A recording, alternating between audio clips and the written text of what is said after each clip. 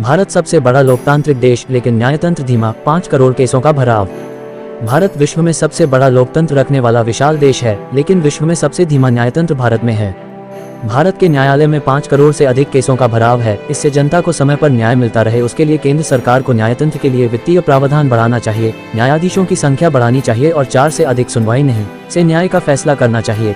ऐसा forum for fast justice के chairman भगवानजी भाई रेयानी ने कहा। इतना ही नहीं, इस प्रेस कॉन्फ्रेंस में उपस्थित अन्य वक्ताओं ने क्या कुछ कहा है, आइए आपको सुनवाते हैं।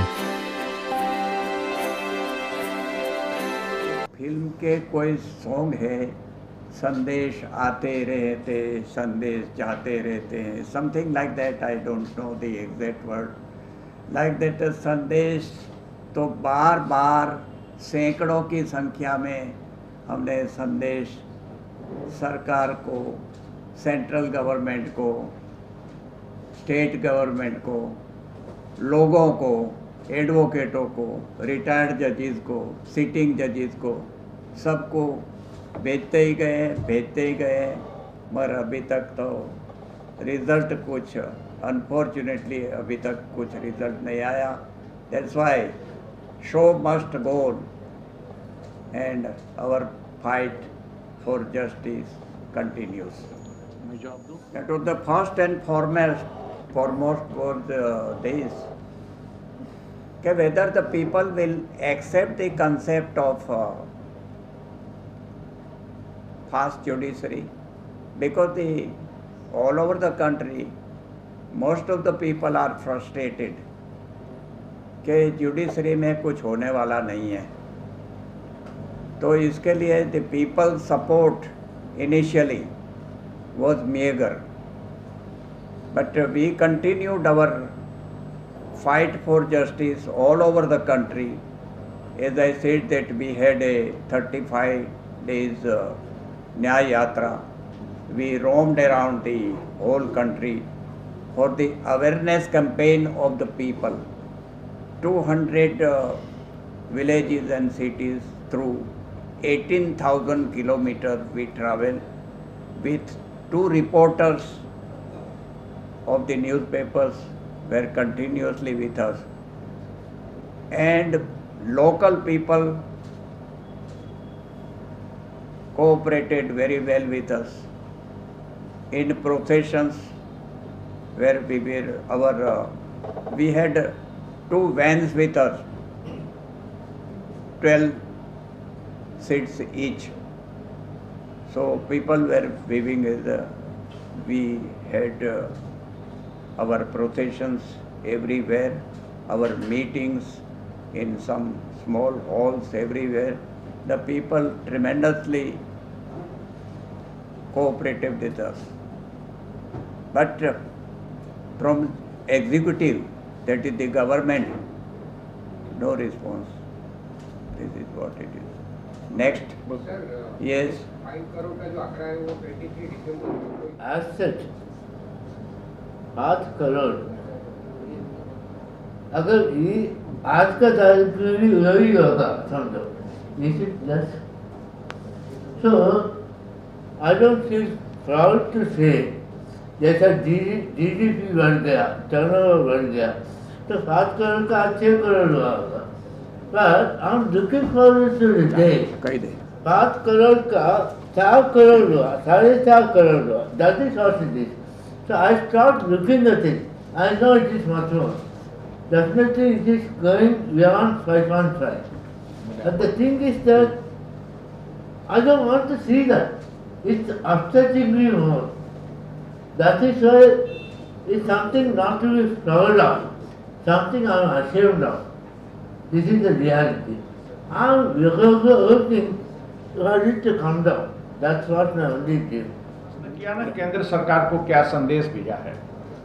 हाँ भाई साहब, इसका संदेश ये है कि फोरम फास्ट जस्टिस के माध्यम से हम सरकार को समझा रहे हैं कि यदि आप न्याय तंत्र में सुधार नहीं करेंगे तो जन जागरण का काम करेंगे, जो केंद्र सरकार को और जज को मजबूर करेगी न्याय तंत्र में सुधार करने के लिए। यही हमारा संदेश है। ये बहन ने पूछा आपको कौन सी चुनौतियां आती है। बहन जी, चुनौतियां, कोई भी काम जब आप किसी के विरुद्ध करेंगे खास करके शक्तिशाली के विरुद्ध जाएंगे तो आपको समस्याएं तो बहुत आएंगी, लेकिन हमें समस्या से मतलब नहीं है। हमें राष्ट्र के लिए एक अच्छा समाधान करना है और ये हम करते रहेंगे। इसके लिए कितनी भी कठिनाई है हम घबराने वाले नहीं। आंकड़े स्टैटिस्टिक्स तो मैंने इतना स्टडी नहीं किया है, मगर शैलेश गांधी साहब जो हैं उन्होंने काफ़ी स्टडी किया है, वो कर भी रहे हैं। आप जानते हैं शैलेश भाई को। शैलेश भाई का ब्रॉडली यही कहना है कि जो एग्जिस्टिंग वैकेंसीज हैं, इंस्टेड ऑफ कि जो नए कोर्ट्स बनाने चाहिए उसको साइड में भी रख दें, अगर एग्जिस्टिंग सिर्फ वैकेंसीज भी फिलअप कर दी जाए तो ही हमारा मसला पूरा हो जाता है। मगर वो आंकड़े मेरे पास अभी नहीं है, मैंने स्टडी नहीं किया है। शैलेश भाई ने मुझे भेजे हुए हैं मगर मुझे अभी याद नहीं है। सेकेंड आप पॉइंट मीडिएशन का है। सी मीडिएशन में दोनों पार्टीज अग्री होनी चाहिए। अगर दोनों पार्टीज अग्री नहीं है तो आप मीडिएशन कैसे करोगे? और जहाँ तक मैंने देखा है कि या केस फाइल करने वाला बोगस सूट फाइल करता है या जो डिफेंस वाला है उसका बोगस डिफेंस होता है।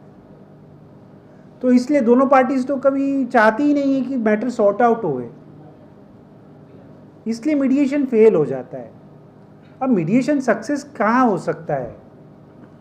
See now we have a mediation act also, central act 2023, मगर उसमें कैसा है कि एटलीस्ट आपके जो डिस्प्यूट गवर्नमेंट के साथ में है वहाँ पे आप कंपलसरी मीडिएशन कर सकते हैं कि at least it's a legislative policy to mediate. Therefore where the government is the biggest litigant, the court must say that कि यू मस्ट मीडिएट। आप मीडिएशन से सॉल्व करिए एटलीस्ट वहाँ जहाँ आपका गवर्नमेंट के साथ डिस्प्यूट है, because government can't run away from mediation because it's a legislative policy. So mediation, private sector में you can't enforce upon both the parties unless both the parties are agreeable. मतलब मगर अगर जहाँ पे अगर गवर्नमेंटल डिस्प्यूट है वहाँ पे मीडिएशन इफेक्टिव हो सकता है। तीसरा सवाल मुझे याद नहीं है। आप सी इंफ्रास्ट्रक्चर में जहाँ तक मुझे याद है एक पैरामीटर ये है कि एक कोर्ट के पास में, मैजिस्ट्रेट कोर्ट की बात करें तो वो 1000 केसेस उसके पास होने चाहिए। अगर 1000 केसेस एक्स्ट्रा, अगर जितने भी केसेस हैं, मतलब हर 1000 केसेस के लिए एक कोर्ट होना चाहिए। जहाँ तक मैं समझता हूँ आज एक मैजिस्ट्रेट कोर्ट 10,000 केसेस हैंडल करता है। तो पैरामीटर ये है 1000 केसेस के लिए एक कोर्ट, तो केसेस फास्ट उसकी टर्नओवर्स होंगे। अदरवाइज 2 महीने 3 महीने की तारीख मिलती है क्योंकि नंबर ही नहीं आएगा ना उसका। एक दिन में 100 150 मैटर लिस्ट होते हैं। हाँ सर प्लीज। लोक अदालत तो कैसा है कि वो परमानेंट तो है नहीं ना। लोक अदालत कभी कभी होती है, उसमें केसेस रिजॉल्व होते हैं, मगर उसमें भी दोनों पार्टीज अग्री होनी चाहिए। अल्टीमेटली वो मीडिएशन ही है। पार्टीज अग्री नहीं होगी तो उसका रिजोल्यूशन नहीं हो सकता है। लोक अदालत को कुछ अथॉरिटीज देना चाहिए, है ना, अथॉरिटी है ना, it is already there. We have उनको पावर से अगर पार्टी सेटल करती है तो वो ऑर्डर पास करती है, and those are binding orders. See ये सब इंडिविजुअल चीज़ें हैं। इसमें सी कैसा है कि जो मैटर अगर कोर्ट केस दर्ज ही नहीं करता है तो लीगल मीन्स अवेलेबल। पुलिस बोलिए, मैं समझ रहा हूँ आपकी बात। सी कोर्ट पर केस किया, आपने कहा केस रजिस्टर नहीं हुआ था। मेरा केस रजिस्टर करने के लिए मुझे 3 महीना लगा। फिर मुझे कंज्यूमर कोर्ट के लिए लिखना पड़ा प्रधानमंत्री को, चीफ जस्टिस सुप्रीम कोर्ट को, बॉम्बे हाई कोर्ट को, नेशनल कमीशन को और स्टेट कमीशन को। आप इसका परिणाम जानते हैं क्या हुआ? मेरा केस एक्सेप्ट हुआ, पहली बात। दूसरा, 2.5 साल तक हर वक्त तारीख देता रहा। बिल्डर 7 बार नहीं आया। कितनी? आप सोचिए कि हर वक्त 3 महीने की तारीख देगा, बिल्डर आएगा नहीं। मुझे लिखना पड़ा, जज को चिल्ला के बोलना पड़ा कि मैडम जज थी कि आपको सिखलाना पड़ेगा, आप जज बन के बैठी हो कि एक आदमी 7-7 बार नहीं आते और आप एक्स पार्टी ऑर्डर नहीं बनाती है। परिणाम ये हुआ, आप जानते हैं कि स्टेट कमीशन ने लेटर भेजा कि 7 दिन के अंदर राजेंद्र ठक्कर का केस करिए। उनको 7 दिन में मेरा केस डिस्पोज ऑफ करना पड़ा। गलत किया, बहुत बुरी तरह से ऑर्डर बनाया, लेकिन मेरी इसके अगेंस्ट में अपील की और आज मैं आपको खुशी के साथ बताता हूं कि अपील में पहली बार मैंने जज को इस तरह का नोटिस भेजते हुए भेजा कि मेरी पहली नोटिस बिल्डर को गई है जिसमें लिखकर भेजा है कि ये तारीख को अगर तुम नहीं आते हो तो उस दिन हम फैसला कर देंगे। आप सोचिए, पहली हियरिंग, और पहली हियरिंग में वो फैसला करेगा, उसका मैं आपको कॉपी दिखा सकता हूं जो स्टेट कमीशन ने बिल्डर को भेजा है कि पहली बार तुम। लेकिन इसके लिए मुझे सुप्रीम कोर्ट के जज को लिखना पड़ा कि आप बोलते हो डेमोक्रेसी का मर्डर नहीं होने देंगे।